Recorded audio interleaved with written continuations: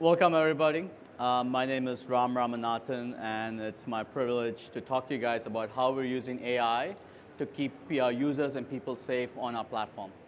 We've talked a lot about how we're using AI along this space. Shrep talked about it a little bit earlier today in the keynote, and we had a few sessions along the way, all through the morning, and there's a really good session just before this with Veronica talked about the measures and policies that we're using to measure how well we are doing in keeping people safe on our platform.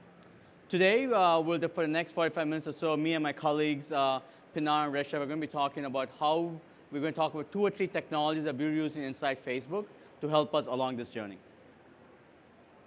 I'm a product manager in our Facebook AI team, and we have a lovely booth right outside and talks about some of the technologies that we have showcasing here today too. But today we're going to be talking about 3 specific technologies. One around how we talk about multimodal understanding, or how we are fusing a broad variety of signals together so we get a better understanding of the context around the post so we can make more accurate decisions.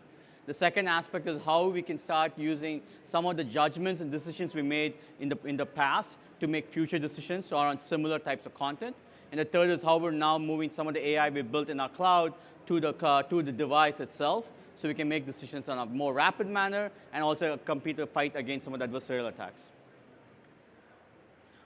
We're still early in our journey of AI. I think we shared a lot of these numbers and information throughout the day today. But really, if you think about it, in some areas which require fewer context understanding of things, in areas like nudity and pornography, we shared some of the numbers that Veronica talked about earlier around how much of the violating content are we detecting with AI first before a user reports it. It's something that we shared in our transparency report. And that's something we showed 2 problem areas. One is around nudity and pornography, and another is in hate speech. One problem requires a little less context. Another problem area requires a lot more context before we make decisions. So in both areas, we are still early in our journey, and this is more of a marathon rather than a sprint. When we think about where we are from an AI perspective, there are a couple of aspects we want to think about. One is we talked a lot about language coverage today, really because this is a global problem. When we think about the challenges, we're thinking about how do we compete with things like hate speech, understanding hate speech in the context of things occurring in India versus potential challenges around civic integrity in the context of elections in the southern part of India is very different. How do we then take that and translate to things occurring in other parts of the world? So it's about how do we understand this language across not just a text, but also different modalities. There's text on images, there's audio on video. How do we understand language across this concept, understand entities across this concept is a challenge. Another big bucket on this is a lot of this is new. For example, you can imagine a lot of the content, a lot of the topics that's bubbling through our platform has not occurred before. For example, 2 weeks before the US elections into 2018, we started talking about things like the caravan. And there was a lot of potential issues related with caravan, everything from potential misinformation or hate. How would we have detected that when we don't necessarily have a lot of prior examples of that before? Or there may be new topics bubbling up every time across our platform. And how do we detect that, take action on it in a rapid manner? Another big aspect of it, and this is what we spent some insight around this in the concept of multimodality, is how do we as a human, when we make decisions across a broad variety of our senses. We look at visual signals, text signals, audio signals, potential behavioral signals to make a decision. So how do we, from an AI perspective, bring that context in so we can make a more accurate decision? So that's always a challenge in this space. And the other aspects are we thinking about once we do have an understanding around context, we are able to handle languages globally, and we are able to find topics in a rapid manner. We're constantly challenged both from adversaries who want to bypass our filters and respond to our AI techniques. So it's almost very much a cat and mouse game. And finally, and the third aspect is how do we then do this in a privacy-preserving manner so that we respect users' privacy in this new world of increased privacy? We talk a little bit about where we are in this journey from a technology perspective. A lot of the work we've done in AI is helping us understand the signals in images. Right? For example, Mano earlier today talked a lot about our work in understanding content, whether it's images, video, or text. So a lot of the work that we've done so far is really understand this rich array of content signals that we can pull from these different content modalities. We've also done a lot of work in understanding what our people's interests are, what are their prior behaviors are. But the thing is, when a human makes a decision, they're really trying to make the decision across as a fusion across these different modalities. So when you look at a post or when you look at a story on Instagram, you're not just looking at an image, you're not just looking at a text, you're also looking at this image as this text and it's posted by this person, and that's how you understand whether it's funny, it's satire, or it's actually hateful, right? And how do we, from an AI perspective, bring the signals in together to make the same kind of decisions and judgments? And I'm going to spend a little bit more time today in this session talking about this area. And you can imagine as we start building this understanding of content, we can now make things around how do we find similar content on our platform. So how do we harness a prior decision we made on a certain violation so we can then take down similar content using that judgment we've already made once before. So thinking about similarity is a core problem area. And as I talked about earlier, across this type of AI technologies, we need to start thinking about how we can do this on the edge, because as adversaries normally attack us both on the device. We think about privacy. How can we do this in a privacy-preserving manner on the edge? And also, how do we do this in the new world where people are trying to make changes to content, manipulate the content, and how do we detect this manipulation so we can detect what was the original intent of a piece of content? And as we start building these AI technologies, this is then consumed by a broad variety of teams inside Facebook to build proactive models, help the human reviewers to be more efficient, and also how do we automate actions at scale. So the rest of the session, we're going to talk about three broad areas. One is I'm going to spend some time thinking about how we can do multimodality and how do we fuse these signals better. My colleague Reshev is going to spend some time talking about similarity, and my colleague Pinar will spend some time thinking about how do we take these technologies and move it to the edge.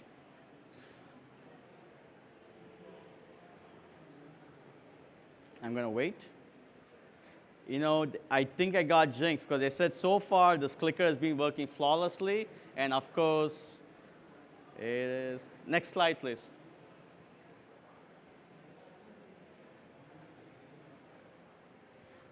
Next slide. So today, let's think of a scenario where, and these are all made up examples. I just want to make sure like these are things that I'm trying to present a story. So these are all images and things that I've stitched together. These are not actual content that's on Facebook. So in this case, you can imagine the challenge we're trying to go through is how do we understand multimodalities? How do we bring together different signals together? So here's an image. It's an innocuous image, as you can imagine. This is an image of lovely baby and a child monkey. This image by itself would not be a violation of our standards. Next slide.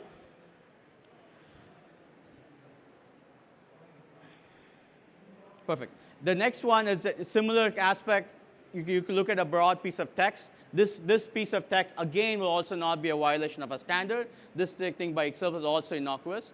But when you now fuse this thing together, you can imagine this becomes a violation of our standards, right? This is someone attacking. This is a violation of our community standards. I think we shared a little bit about this on our community standards book that actually talks to what we think is violations. This would be a violation of a standard. As a human, we're now able to understand this fusion of these signals together and say it's a violation. How do we enable AI to do the same kind of decision? And that's really what we want to talk about for multimodality. Let me try to move off something a little less disturbing. In this case, this is something around what we call regulated goods. How do we stop the sale of drugs on our platform? For example, we've done a lot of work in this view around image understanding so we can distinguish that a piece of thing is whether it's a potential drug or it's broccoli, right? This is our image understanding has come to a level where we can now distinguish between these two types of things. But now, how do we now understand this? Is this post actually making a sale? So the way we do about this, we start thinking about what's the different pieces of contents on a post. There is what's called text as part of the post itself. So this time we're talking about something around purple dream. I believe it's a type of marijuana. We clearly have a lot of image understanding work that we have done to understand the concept around the image itself. So you can imagine this is signals that we're taking around what is in this image itself. So in this case, we may know that it's a picture of marijuana. And then we're also understanding what's going on in the comments. So this is comments that's coming in. In this case, we actually have someone now trying to make a sales transaction as part of the text they write in the comment. So as we fuse these signals both from the post, from the image, and the comments, we now have a better handle on whether this is an actual violation or not of our standards. And then you can then imagine we then start taking action on that. And this gives you a view of how we're thinking from a technology perspective. It's really about this early fusion of these different signals across different channels, and how do we bring that as a representation that we can then start making decisions along our proactive classifiers. And this is kind of what we call within Facebook around whole post understanding. And the other thing that we want to think about in this scenario is this is a static view of the world, but the world is not static, right? Once a post gets on Facebook, people interact with it. People make comments on it. There are interactions on it. How do we harness all of that to make better decisions over time? And that's an example where, for example, you can imagine if that representation almost becomes a signal to a long run, to an in-state memory model. With the RNNs, LSTMs would be an example of how we can memorize a state of a post. And as we start learning more and more signals and interactions along that post, we can now make a better decision. So if you imagine in this scenario, a probability of time or thing, somebody makes a post first, people start reacting to that post, and as we start reacting, we now get a better and better handle on what's occurring with that post. Somebody may make some comments around that, and finally someone actually may report it.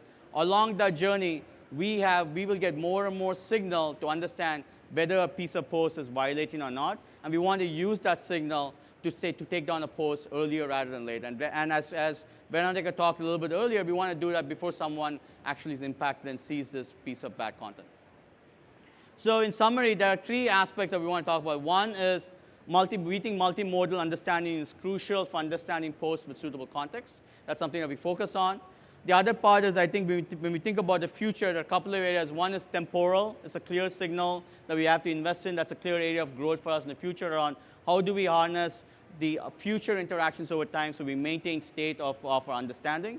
And the third part of it is we're also looking to think how we can start open sourcing some of this so you guys can start thinking about building some of these multimodal frameworks in your world, and we'll try to do that as part of the PyTorch framework. With that, I want to invite my colleague, Reshiv, to come on board and talk about similarity.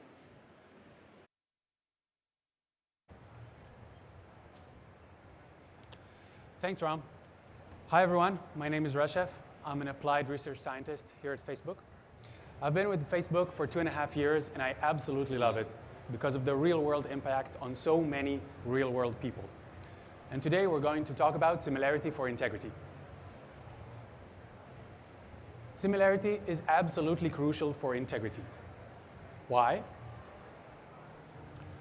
First, the content volume at Facebook is just enormous. The content is often duplicated or very similar. There are lots of human reviewers that constantly review content. The human review capacity is always limited, especially compared to the content volume growth. And similarity is required to effectively propagate human labels to very similar content. Basically, what we're trying to do is to take human judgments, which are hard to obtain, and scale those to all the cases where these judgments still apply.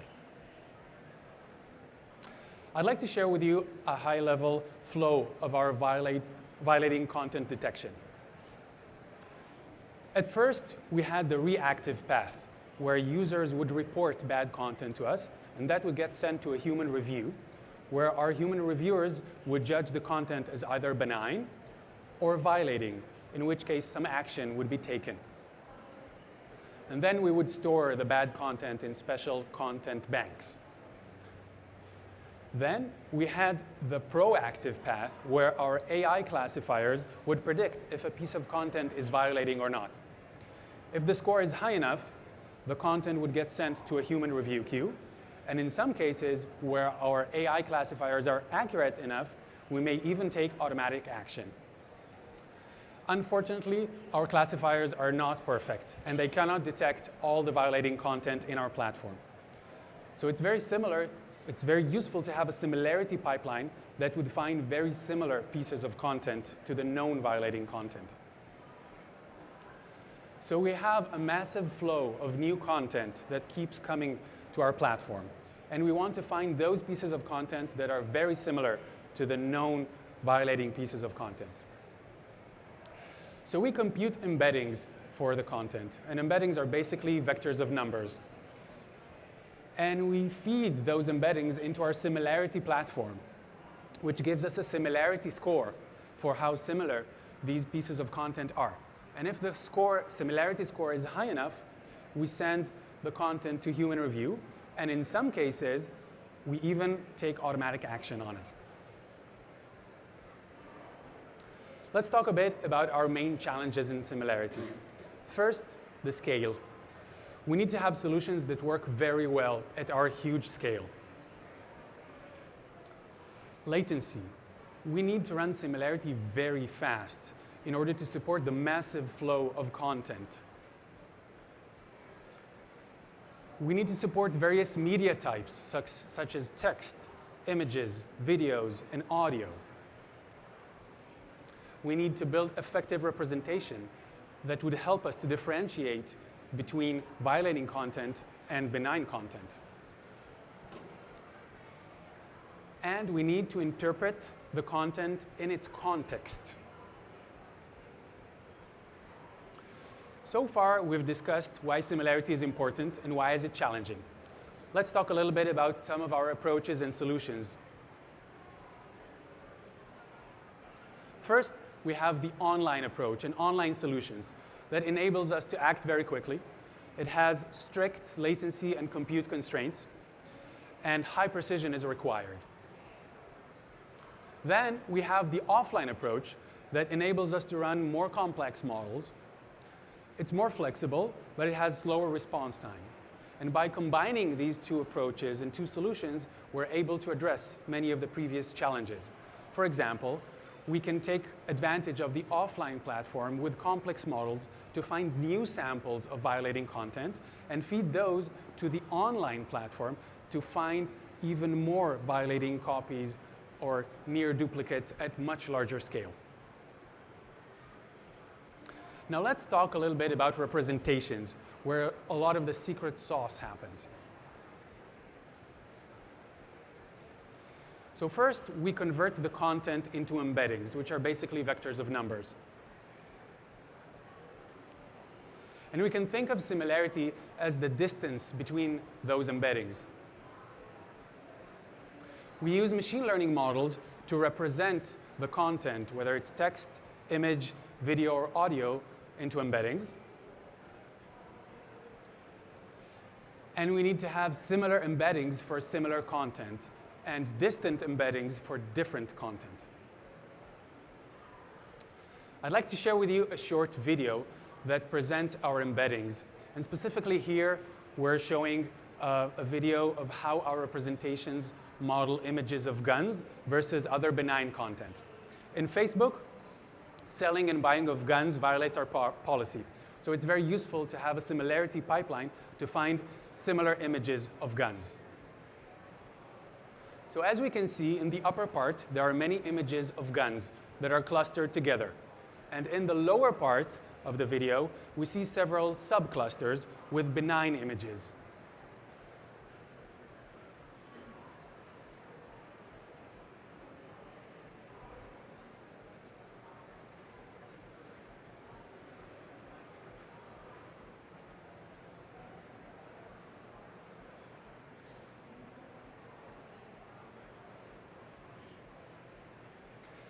And here is the real distribution. In red, the images of guns, and in green, the images of benign content.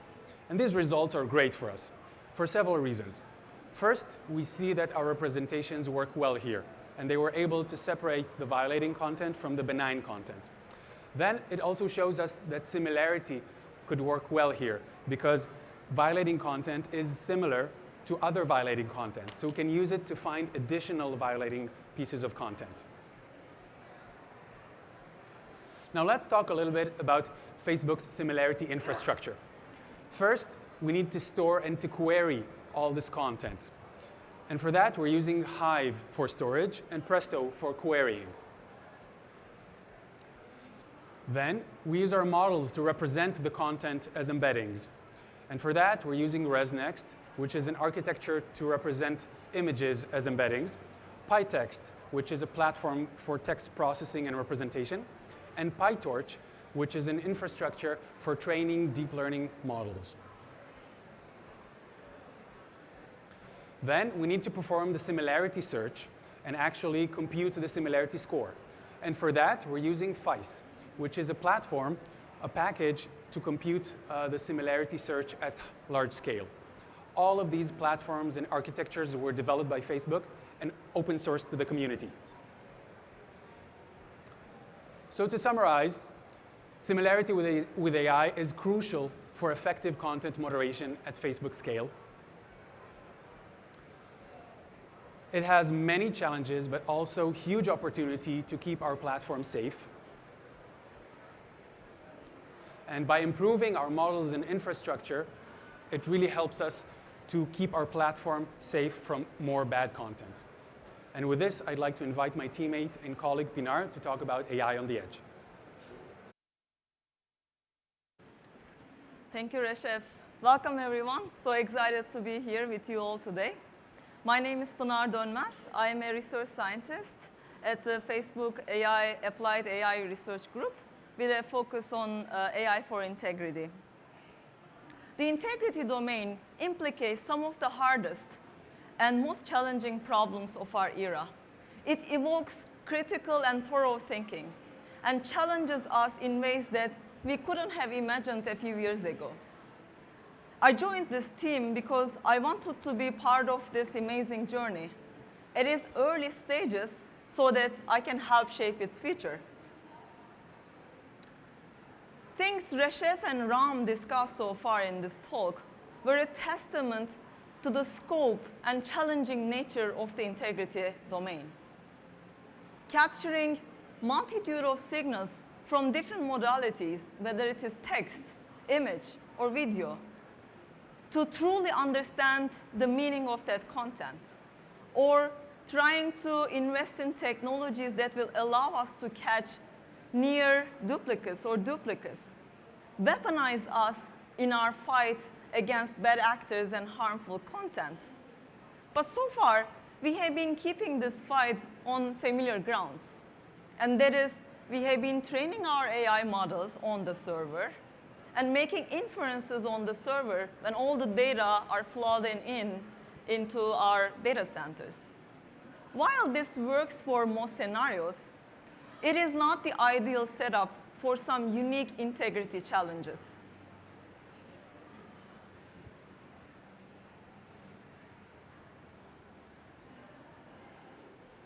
URL masking is one such problem, which is very hard to do via the traditional way of server-side inference. What is URL masking? Let's imagine that a user sees a link on the app and decides to click on it. When they click on it, Facebook actually logs the URL to crawl it at a later date. But when Facebook crawls that URL, the publisher can dynamically change the content of the web page to make it look more legitimate. But when our users click on the same link, they see something totally different. Oftentimes, it's disturbing. Oftentimes, it violates our policy standards. And of course, this creates a bad experience for our community that we would like to avoid. This and similar integrity problems are best solved with AI on the device. Why? The problem with the previous setup was that because the content dynamically changes, Facebook has no way of knowing the actual true content our users will see. And hence, we miss the opportunity to actually catch that bad behavior. On the other hand, if we were to run the AI on the device and let the AI see the true content our users will see, AI will make a more informed decision and hopefully be able to determine whether the content is violating or not. And with that AI capability on the device, we will continue to keep our community safe on our platform. There are great benefits to integrity as we consider AI on the edge. It allows us to fight against adversarial attacks, as in the case of URL masking. It helps to protect our users' privacy because sensitive user data will not be leaving the device. And by being more transparent and letting our users know what we are doing, we are actually enabling a safer environment for them with the help of AI. Moving AI closer to the edge has other benefits too. You don't have to worry about losing that AI capability when you go through a tunnel and lose the internet connection. And the model will run faster because now it is closer to where the data resides. And reducing the back and forth between the device and the server, we will be conserving network bandwidth and also saving power on your device. Trying to solve integrity problems with AI on edge introduces its own unique challenges too. If we ship AI models on the device, how can we protect them against adversarial attacks? Of course, we don't want bad actors incentivized to do harm, decipher what our models are capable of so that they can use that knowledge to actually game the system. Fortunately, there are techniques that would make it very, very hard to do. Reshef talked about similarity search. Most of those techniques rely on very large content banks of previously known violations that we have to move to the device if we want to do the similarity matching on the device. But those content banks are quite large. So now we have to shrink their sizes so that we can fit them onto the device. But how can we do it in a secure fashion? And how can we compress them effectively is an important challenge. In almost all integrity problems, positive events are quite rare. If we were to train AI models on the device, how can we make sure that we don't lose the signal in the noise because of the sparsity of our data sets? And how can we protect our models against adversarial attacks who are incentivized to either attack or pollute our models? Last but not least, measuring the prevalence of violations on our platform is extremely important to us. How can we measure prevalence when we are running AI on the device, when there is no signal is sent back to the server for us to analyze? How can we ensure that our models are doing their job and capturing the violating content? These are very unique challenges introduced by different characteristics of integrity problems that we really need to overcome as we move AI closer to the edge. There are more logistic challenges with deploying AI on the device too. Memory requirements are, of course, much restrictive on the device, and some models may rely on special hardware that doesn't exist on the device. And the computational capacities are still quite limited on edge devices compared to the cloud. To solve such big challenges, especially around memory footprint, we need mechanisms that will allow us to compress the intelligence that we build into a tiny little space so that we can ship it into the device. Here, I would like to take a moment to make a distinction from file compression. That's not the message that I want you to take. What I'm talking about in this context is model compression, which is quite different. It has something to do with reducing the size of your parameter space of your model. The parameters in a model are the variables that you are trying to estimate from the data. And if you can reduce the number of such parameters, your model size will be smaller. Another way to achieve a similar goal is to use fewer bits to represent each of those variables, because ultimately everything on a computer is represented by bits. And if you can actually use fewer of bits to represent each of your parameters, that will save you space. Hashing is another technique that allows us to compute everything on the fly without ever having to worry about storing anything. But that's the type of compression that I'm referring to here in this context, associated with model compression. Different parts of the world are penetrated with different sets of devices. And we want to protect our community regardless of where they are in the world or what type of device they use. As the devices range from the high-end luxury models to the cheapest ones you can find on the market, memory requirements become more and more demanding. And we need technology to satisfy all across the board. Guess what? Because integrity is a borderless problem. And we have 2+ billion users, and we want to make sure that each and every one of them is safe on our platform.